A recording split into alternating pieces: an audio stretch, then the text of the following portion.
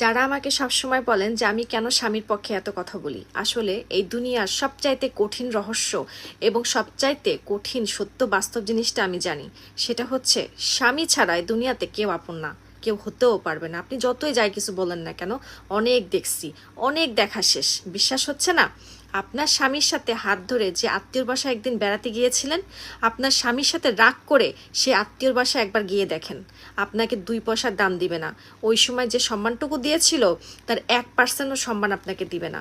বড় জোর একবেলা আপনাকে খেতে দিবে, এরপর মনে মনে বলতে থাকবে যে আপনি কখন বাসা থেকে চলে যাবেন। স্বামীর সাথে রাগ করে বাপের বাড়ি যাবেন? যান না। যতদিন বাবা মা বেঁচে আসছে ততদিন একটু ভালোবাসা, একটু ভালো ব্যবহার পাবেন। বাবা মা যখন থাকবে না তখন একদিনের বেশিও টিকতে পারবেন না। আসলে একটা স্ত্রীর জন্য তার স্বামীর ঘর বেহেস্তের মতো লাগে, বাকি সব কিছু জাহান্নামের মতো লাগে।